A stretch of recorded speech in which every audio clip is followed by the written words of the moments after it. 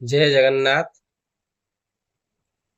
ମହାନ କଳାକାର ଉତ୍ତମ ମହାନ୍ତିଙ୍କର ଦଶକ୍ରିୟା ସରିଯାଇଛି ଏବଂ ଦଶକ୍ରିୟାରେ ଗୋଟେ ଅଦ୍ଭୁତ ଜିନିଷ ଦେଖିବାକୁ ମିଳିଲା। ଆପଣମାନେ ମଧ୍ୟ ଦେଖିଥିବେ ନ୍ୟୁଜରେ।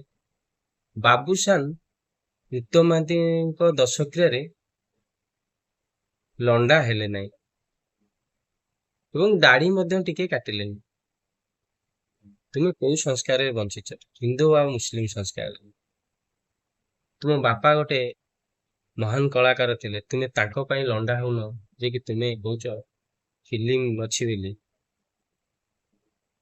ଆରେ ମୁଁ ତମକୁ ଗୋଟେ ପ୍ରଶ୍ନ କରୁଛି ବାବୁସାନ, ତୁମେ ଆଜି ହିରୋ କାହା ପାଇଁ ହେଇଛ? ତୁମ ବାପାଙ୍କ ପାଇଁ ହିରୋ ହେଇକି ଠିଆ ହେଇଛ।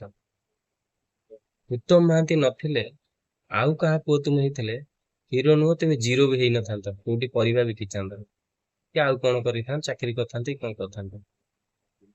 ତୁମ ବାପାଙ୍କ ପାଇଁ ତୁମେ ଆଜି ହିରୋ ହେଇଛ, ଯେ ତାଙ୍କ ପାଇଁ ତୁମେ ଲଣ୍ଡା ହବନି। ଆରେ ଫିଲ୍ମ ତ କେତେ ଆସିବ ତୁମ ଲାଇଫରେ, କେତେ ଫିଲ୍ମ ତୁମେ କରିଛ, କେତେ ଫିଲ୍ମ କର। ବାପା ଆଉ ଦିଥର ମରିବେନି କି ବାପାଙ୍କର ଦିଥର ଆଉ ଦଶକ୍ରିୟା ହବନି, ଏଇଟା ତୁମେ ଜାଣିବା ଦରକାର। ସମାଜ ତୁମକୁ ଫ୍ୟୁଚର, ଭବିଷ୍ୟତ, ଇତିହାସ ତମକୁ କଣ କହିବ? ଜୀବନ ସାରା ଗୋଟିଏ ପ୍ରଶ୍ନ ରହିବ ତୁମକୁ। ଯେତେବେଳେ ତୁମ ନାତି ବଡ ହେଇକି ପ୍ରଶ୍ନ କରିବେ, ତୁମେ ଏ ପ୍ରଶ୍ନର ଆନ୍ସର ଦେଇପାରିବ ତ? ତୁମେ ମଲା ପରେ ତୁମ ନାତି ଯେତେବେଳେ ଲଣ୍ଡା ହେବେନି, ସେତେବେଳେ ତୁମକୁ କେମିତି ଲାଗିବ? କି ସଂସ୍କାରରେ ବଞ୍ଚିଛ? ଏଥିରେ ତୁମେ ସଂସାରକୁ କଣ ବାର୍ତ୍ତା ଦଉଛ? ଏ ଦୁନିଆ ତୁମଠୁ କଣ ଶିଖିବ? ମୁଁ ଭୁଲ କହୁଛି ବା ଠିକ କହୁଛି, ଏ ସମାଜରେ ଗୋଟେ ଜ୍ଞାନୀ ଲୋକ ଠିକ ଜାଣିପାରିବେ। ଜୟ ଜଗନ୍ନାଥ, ଜୟ ଶ୍ରୀରାମ।